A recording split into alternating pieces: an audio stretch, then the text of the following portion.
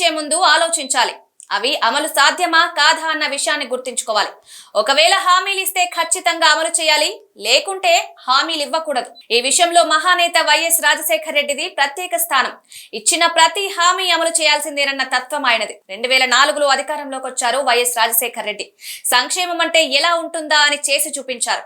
ఆరోగ్యశ్రీతో పేద ప్రజల ఆరోగ్యాన్ని పరిరక్షించారు. ఫీజు రియంబర్స్మెంట్ తో పేద విద్యార్థి చదువుకునేలా చేశారు. అత్యవసర వైద్యం అందించాలనుకున్న వారికి 108తో ఆపద్ బాంధవుడిగా మారారు.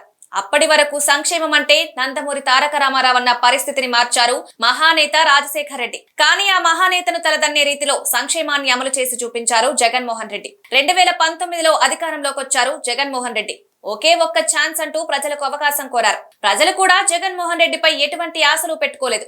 కేవలం యువనేత కావడంతో సరికొత్తగా ఆలోచిస్తారని భావించారు. కానీ ఆర్థిక పరమైన ఇబ్బందుల్లో ఉన్న సంక్షేమం ఎంతలా ఉంటుందా అని అమలు చేసి చూపించారు. రాజకీయాలకు అతీతంగా ఆలోచించి అమలు చేయగలిగారు. ప్రతి ఇంటా సంక్షేమాన్ని అందించారు. అందరి కళ్లల్లో ఆనందం నింపారు. అయితే జగన్మోహన్ రెడ్డి సంక్షేమాన్ని గుర్తించిన ప్రజలు అభివృద్ధి చేయలేదన్న అపవాదును మిగిల్చారు. ఈ ఎన్నికల్లో తిరస్కరించారు.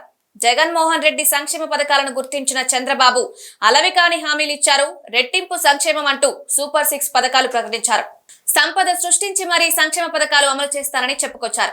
కానీ తీరా అధికారంలోకి వచ్చాక మాట మార్చారు. ఒక్క పథకం అంటే ఒక్క పథకాన్ని కూడా నిజాయితీగా అమలు చేసి చూపించలేకపోయారు. కనీసం ఒక్క పథకాన్ని కూడా పట్టాలెక్కించలేకపోయారు. కేవలం పింఛన్ల మొత్తాన్ని పెంచి అమలు చేయగలిగారు. అది కూడా ప్రతి నెల పింఛన్లలో కోత విధించారు. ఉచిత గ్యాస్ సిలిండర్ అంటూ సరికొత్త ఆశలు రేపారు. అసలు ఈ పథకం ఎవరికి వస్తుందో ఎవరికి వర్తించదో తెలియని పరిస్థితి. ఉగాది నుంచి మహిళలకు ఆర్టీసీలో ఉచిత ప్రయాణం అంటూ లీకులు ఇస్తున్నారు. ఈ పథకానికి గాను 6,000 కోట్ల రూపాయలు ఏడాదికి ఖర్చు అవుతుందని, కానీ ఆ గణాంకాలు వాస్తవానికి విరుద్ధంగా ఉన్నాయి. 6,000 కోట్లనేది 5 ఏళ్లకు కూడా ఖర్చు కాదని, అదంతా ఎన్నికల స్టంట్ అనే ప్రచారం నడుస్తోంది. మరోవైపు అన్నదాత సుఖీభవ అమలు చేస్తామంటున్నారు.